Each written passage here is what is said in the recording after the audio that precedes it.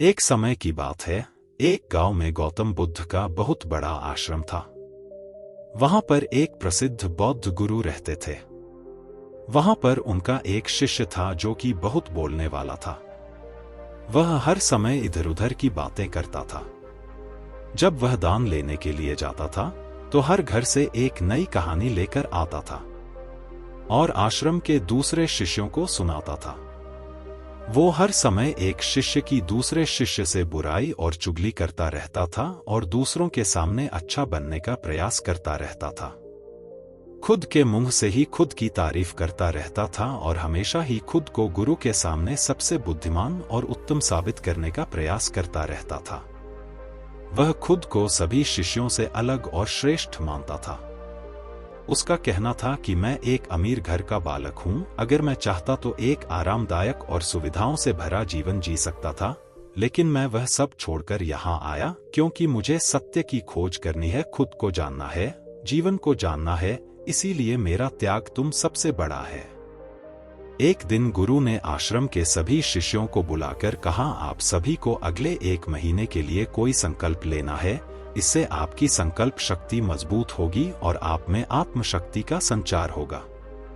आप सभी अपने समर्थ के अनुसार कोई भी संकल्प ले सकते हैं और यदि 1 महीने से पूर्व किसी का भी संकल्प टूट जाएगा तो वह अपनी दिनचर्या में वापस आ जाएगा। सभी शिष्यों ने अपनी शक्ति के अनुसार छोटे बड़े संकल्प लिए और गुरु को अपने अपने संकल्प के बारे में बोलकर वहां से चले गए। लेकिन वह शिष्य जो खुद को सबसे अलग और बड़ा दिखाना चाहता था, वह सीधे गुरु की कुटिया में पहुंच गया और बोला, मैं कोई छोटा मोटा संकल्प नहीं लेना चाहता, बल्कि खुद की ही जैसे एक बड़ा और महान संकल्प लेना चाहता हूं। कृपया आप ही बताएं मुझे क्या संकल्प लेना चाहिए। उसकी यह बात सुनकर गुरु मुस्कुराए और बोले, क्या तुम मेरे द्वारा दिए गए संकल्प को पूरा कर पाओगे? क्या तुम्हारे लिए उसे पूरा करना संभव होगा? शायद नहीं, वह तुम्हारे लिए संभव नहीं है, तुम उसे पूरा नहीं कर पाओगे, इसीलिए तुम खुद ही कोई संकल्प ढूंढो। शिष्य ने कहा, नहीं गुरुदेव, आप जो भी संकल्प मुझे देंगे मैं उसे पूरा करूंगा। गुरु ने कहा, ठीक है, तो तुम अगले 1 महीने तक चुप रहो, मुंह से एक शब्द भी नहीं निकलो, यही तुम्हारा संकल्प है। शिष्य ने कहा, गुरुदेव, यह भी कोई संकल्प है? यह तो बहुत ही आसान है। 1 महीने तक चुप ही रहना है। आप कोई बड़ा संकल्प दीजिए जो मेरी योग्यता के लायक हो, जिसे पूरा करने में मुझे समस्या हो। गुरु ने कहा, पहले तुम यही संकल्प को तो पूरा करके दिखाओ। शिष्य ने गुरु की बात मान ली और वह इस समय चुप हो गया और पलटकर कुटिया से बाहर चला गया। पहले उसे चुप रहना बहुत आसान लग रहा था। उसने एक दिन तो जैसे तैसे चुप रहकर काट लिया, लेकिन दूसरे दिन से उसके मन में ना बोलने का बोझ बढ़ने लगा। तीसरे दिन उसे भारीपन महसूस होने लगा और चौथे दिन उसके अंदर एक अजीब सी बेचैनी होने लगी, क्योंकि आसपास आश्रम के सभी शिष्य एक दूसरे से बातें कर रहे थे। यह देख वह पूरा दिन उदास रहा। इसी तरीके से कुछ दिन और बीते और वह शिष्य बीमार पड़ गया। उसका सर फटा जा रहा था, उसका खाने पीने तक का मन नहीं कर रहा था, वह सिर्फ बोलना चाहता था। वह गुरु के पास गया और उनके सामने बैठकर लिखकर उन्हें बताया, गुरुदेव, मैं बोलना चाहता हूँ, मुझे सांस नहीं आ रही, मेरा दम घुटा जा रहा है, मैं अंदर ही अंदर पागल हुआ जा रहा हूँ, मैं क्या करूँ, संकल्प तोड़ दूं क्या? यह पढ़कर गुरु मुस्कुराए और बोले, संकल्प तोड़ने के लिए ही होते हैं, लेकिन जो अपने संकल्प को पूरा कर लेता है वही अपनी आंतरिक शक्ति को बढ़ाता है, और जो अपनी आंतरिक शक्ति को बढ़ाता है वह समाज की कल्याण करता है। संकल्प का लेना भी तुम्हारे हाथ में था और इसे तोड़ना भी तुम्हारे ही हाथ में है। तुम्हारे बहुत से भाई अपने संकल्प को तोड़कर अपनी पुरानी दिनचर्या पर वापस आ चुके हैं। अगर तुमसे नहीं हो पा रहा तो तुम भी संकल्प तोड़कर अपनी पुरानी दिनचर्या पर वापस जा सकते हो। लेकिन याद रहे, अगर आज तुम इस छोटे से संकल्प को नहीं संभाल पा रहे तो तुम अपनी बाकी की पूरी जिंदगी को कैसे संभाल सकोगे? बाकी फैसला पूरी तरह से तुम्हारे हाथों में है।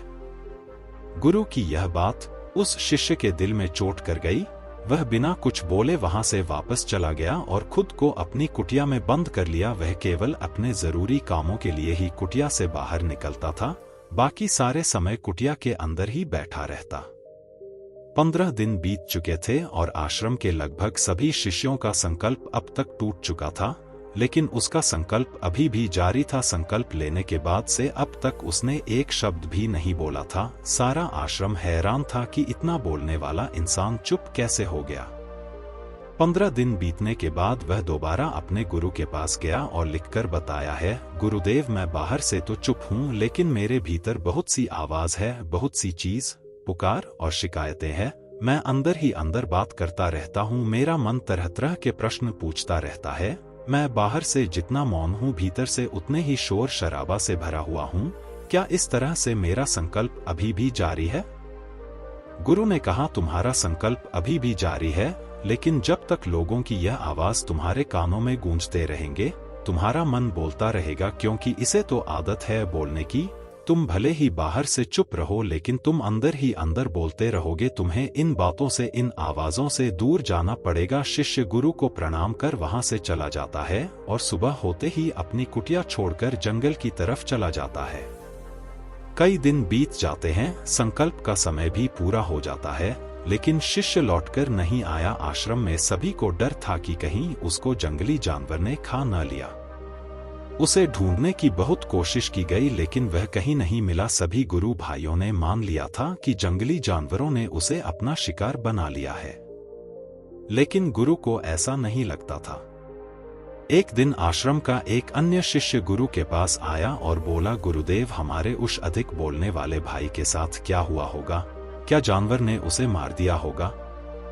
गुरु ने कहा, हो सकता है कि जानवरों ने उसे अपना शिकार बना लिया हो, लेकिन उसके न लौटने की एक दूसरी वजह भी हो सकती है। शायद उसे वह मिल गया है जिसके लिए वह गया था। फिर शिष्य ने पूछा, गुरुदेव, क्या ज्यादा बोलना इतना हानिकारक होता है? गुरु ने कहा, इंसान के जीवन के बहुत सारे दुखों में से एक दुख यह भी है कि वह कभी चुप नहीं रह सकता, हमेशा कुछ ना कुछ बोलता ही रहता है। सिर्फ हमारे बोलने के कारण हमारे आधे से ज्यादा दुख पैदा होते हैं। परिवार के अधिकतर झगड़ों की वजह हमारा बेमतलब बोलना ही होता है। हम में से कोई भी चुप नहीं रहना चाहता। हम बस सामने वाले को सुना देना चाहते हैं। जो भी हमारे मन में है सब निकाल कर उसके मन में बैठा देना चाहते हैं। उसे समझा देना चाहते हैं कि देख, तू गलत है और मैं सही। और इस तरीके से सब एक दूसरे की सारी गलत बातों को ग्रहण कर रहे हैं।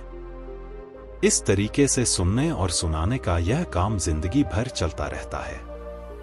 लेकिन इस नासमझी में हम अपना समय, अपना जीवन, अपनी समझ और सबसे महत्वपूर्ण वक्त को हम खो देते हैं। लेकिन इसके बदले हमें मिलता क्या है? कुछ नहीं, सब व्यर्थ और बर्बाद हो जाता है। इस पागलपन में हमने क्या खो दिया, इसका एहसास केवल कुछ ही लोगों को हो पाता है। बाकी लोग जैसे उन्हें अपने आने का पता नहीं, वैसे ही उन्हें अपने जाने का भी पता नहीं चल पाता। शिष्य ने कहा, तो फिर इसका समाधान क्या है? गुरु ने कहा, पूरी जागरूकता के साथ अपने विचारों को देखना ही एकमात्र तरीका है। सारी मानसिक समस्याओं का वर्तमान में रहकर चिंतन करना, पूरी जागरूकता के साथ अपना काम करना, जिंदगी में चमत्कारिक बदलाव ला देता है।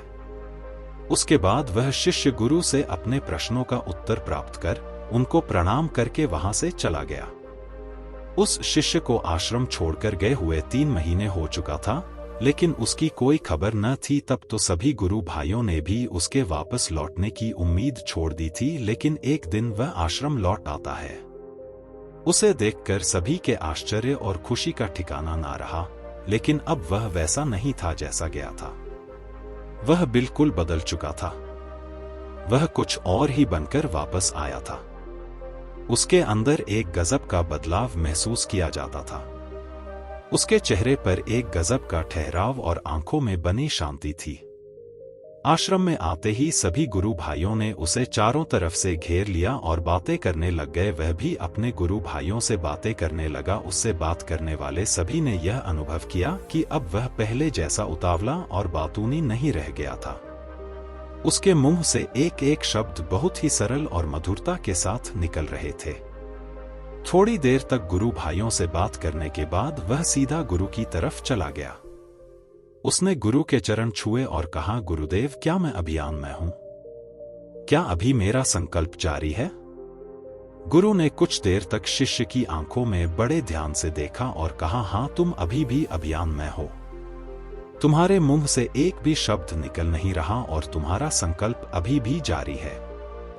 शिष्य ने कहा, गुरुदेव, जब मैं आश्रम से गया तो मैं मुंह से तो चुप था, लेकिन मेरे अंदर बहुत सी आवाज हो रही थी। मन में बहुत से प्रश्न थे और वह बंद नहीं हो रहे थे। तो मैं जंगल में चला गया इस उम्मीद से कि वहां मुझे शांति मिलेगी और मेरे मन की बकबक कम हो जाएगी। लेकिन मैं जितना एकांत में जाता गया, मेरे अंदर की आवाज उतनी ही तेज होती गई। मेरे भीतर की पुरानी से पुरानी आवाज मुझे सुनाई देने लगी। तब जाकर मैंने महसूस किया कि मैं कितना गलत कर रहा था। जब मैं अपने परिवार वालों, दोस्तों को और गुरु भाइयों को बुरा भला कहता था तो उसे समय मुझे लगता था कि मैं सही कह रहा हूं। जब मैं गुरु भाइयों की एक दूसरे से चुगली करता था और उनका मजाक बनाता था, तब भी मुझे यही लगता था कि मैं उनसे बेहतर हूं और मैं सही कर रहा हूं। लेकिन उस दिन मैंने पहली बार महसूस किया कि मैं कितना गलत बोलता था। काफी दिनों तक यह सारे शोर और शिकायतें मेरे अंदर चलती रही, लेकिन धीरे धीरे करके एक दिन यह सारी आवाज मेरे अंदर से समाप्त हो गई। अब मैं भीतर से भी मौन हो गया। उसी घने जंगल में कोई बोलने वाला था नहीं और भीतर कोई आवाज बची ही नहीं थी। और मैं उसी दिन पहली बार मौन का सही अर्थ समझा। मेरे चारों तरफ बहुत शांति थी। हालांकि अभी भी कुछ आवाज आ रही थी जो पहले भी आती थी, लेकिन मैं उन्हें सुन नहीं पाता था। पर अब वह सभी आवाज जो मुझे स्पष्ट रूप से सुनाई दे रही थी, वो थी हवा के चलने की आवाज, चिड़ियों के चहकने की आवाज और पानी के बहाने की आवाज। यह सभी आवाज ही मैंने पहली बार पूरे होशपूर्वक सुनी। अपने चारों तरफ इतनी शांति मैंने पहले कभी महसूस नहीं की थी। तो इस शांति को भंग करने के लिए मैंने पहली बार अपने मुंह से कोई शब्द निकला। मैं चिल्लाया है, ईश्वर, यह कैसी शांति है? सभी कुछ इतना शांत क्यों है? ऐसा क्या हो गया?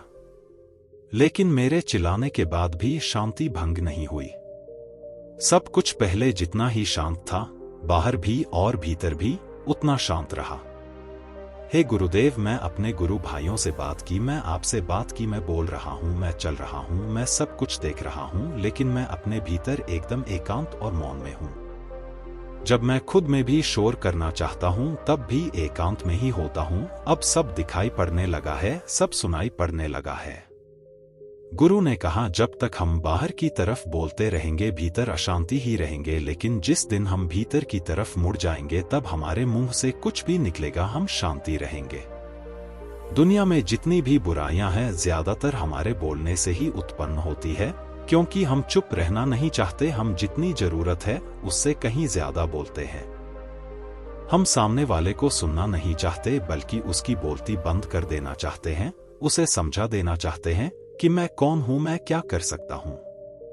और यही हमारी जिंदगी का मकसद बनकर रह जाता है। हमारी सारी ऊर्जा व्यर्थ के बोलने में बर्बाद होती रहती है। ऐसे ही समझ में लोगों का जीवन दुखों से भर जाता है, जो हमेशा एक दूसरे से शिकायत में लगे रहते हैं, कभी एक दूसरे को सुनना नहीं चाहते, समझना नहीं चाहते हैं। और चुप रहना तो उन्होंने कभी सीखा ही नहीं, क्योंकि चुप रहना उन्हें छोटा महसूस करवाता है। दुनिया की सभी लड़ाइयां का कारण हमारा बोलना ही है। इसलिए हमें सिर्फ उतना ही बोलना चाहिए जितना जरूरी हो, क्योंकि व्यर्थ का बोलना ऊर्जा को नष्ट करना है। और यह बोलना ही हमें कभी अपने भीतर की ओर लौटने नहीं देता है, क्योंकि यह हमें बाहर की ओर खींच कर रखता है। और बाहर है ही क्या इस संसार के अलावा? लेकिन अगर अपने भीतर के संसार की ओर मोड़ना है तो इस मुंह को बंद ही रखना चाहिए। इसीलिए जितने भी बुद्ध हुए, आत्मज्ञानी हुए, वह सभी एकांत की ओर भागे, ताकि उन्हें ज्यादा ना बोलना पड़े, ज्यादा सुना ना पड़े। वह एकांत में रहे और शांत रहे, इसीलिए आसानी से भीतर की यात्रा कर पाए। लेकिन अगर कोई चाहे तो इस संसार में रहकर भी एकांत में रह सकता है, शांत रह सकता है। लेकिन इसके लिए उन्हें अपनी ऊर्जा बचाने होगी, जिसे वह अब तक अपने व्यर्थ के शब्दों में बर्बाद कर रहे थे। इस कहानी की सीख यही है कि व्यर्थ का बोलना ऊर्जा को नष्ट करना है। और यह बोलना ही हमें कभी अपने भीतर की ओर लौटने नहीं देता, क्योंकि यह हमें बाहर की ओर झुकाए रखता है, और जिन्हें भीतर की यात्रा करनी है उन्हें अपने मुंह को बंद ही रखना चाहिए। चुप रहने में अद्भुत शक्ति है। यदि हम सही समय पर सही शब्दों का प्रयोग करें तो हम अपने जीवन को सकारात्मक दिशा में बदल सकते हैं। मौन रहकर हम अपनी आत्मा की गहराई में जा सकते हैं और भीतर से शांति का अनुभव कर सकते हैं। इससे हम अपने विचारों और भावनाओं को साफ करके अपने जीवन को सकारात्मक बना सकते हैं। हमें चुप रहने की कला सीखनी चाहिए ताकि हम अपने शब्दों का सही प्रयोग करके अपना और दूसरों का जीवन बेहतर बना सकें।